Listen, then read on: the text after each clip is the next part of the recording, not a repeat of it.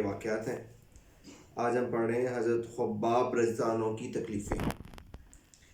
حضرت خباب رضی اللہ عنہ بھی انہی مبارک ہستیوں میں ہیں جنہوں نے امتحان کے لیے اپنے آپ کو پیش کیا تھا اور اللہ کے راستے میں سخت سے سخت تکلیفیں برداشت کی۔ شروع ہی میں 5-6 آدمیوں کے بعد مسلمان ہو گئے تھے، اس لیے بہت زمانے تک تکلیفیں اٹھائیں۔ لوہے کی زرہ پہنا کر ان کو دھوپ میں ڈال دیا جاتا، جس سے گرمی اور تپش کی وجہ سے پسینوں پر پسینے بہتے رہتے تھے۔ اکثر اوقات بالکل سیدھا گرم ریت پر لٹا دیا جاتا، جس کی وجہ سے کمر کا گوشت تک گل کر گر گیا تھا۔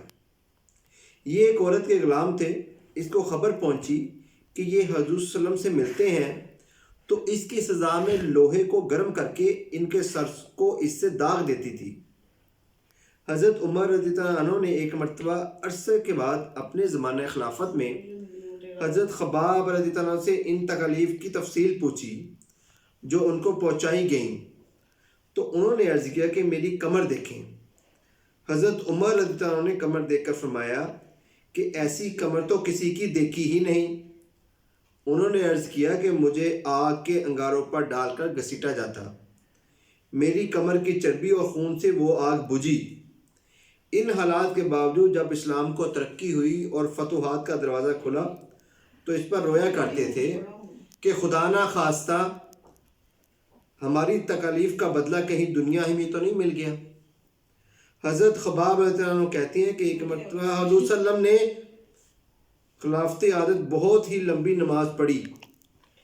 صحابہ رضی اللہ عنہ نے اس کے متعلق عرض کیا تو حضور صلی اللہ علیہ وسلم نے ارشاد فرمایا کہ یہ رغبت و ڈر کی نماز تھی۔ میں نے اس میں اللہ تعالیٰ سے 3 دعائیں کی، 2 ان میں سے قبول ہوئی اور ایک کو انکار فرما دیا۔ میں نے یہ دعا کی کہ میری ساری امت قحط سے ہلاک نہ ہو جائے، یہ قبول ہو گئی۔ دوسری یہ دعا کی کہ ان پر کوئی ایسا دشمن مسلط نہ ہو جو ان کو بالکل مٹا دے، یہ بھی قبول ہو گئی۔ تیسری یہ دعا کی کہ ان میں آپس میں لڑائی جھگڑے نہ ہوں، یہ بات منظور نہیں ہوئی۔ حضرت خباب رضی اللہ عنہ کا انتقال 37 سال کی عمر میں ہوا اور کوفے میں پہلے صحابی ہیں جو دفن ہوئے۔ ان کے انتقال پر حضرت علی کرم اللہ وجہہ کا گزر ان کی قبر پر ہوا تو ارشاد فرمایا کہ اللہ خباب رضی اللہ عنہ پر رحم فرمائے۔ اپنی رغبت سے مسلمان ہوا اور خوشی سے ہجرت کی اور جہاد میں زندگی گزار دی اور مصیبتیں برداشت کی۔ مبارک ہے وہ شخص جو قیامت کو یاد رکھے اور حساب کتاب کی تیاری کرے اور گزارے کے قابل مال پر قناعت کرے اور اپنے مولا کو راضی کرے۔ حقیقت میں مولا کو راضی کر لینا انہی لوگوں کا حصہ تھا کہ ان کی زندگی کا ہر کام مولا ہی کی رضا کے واسطے تھا۔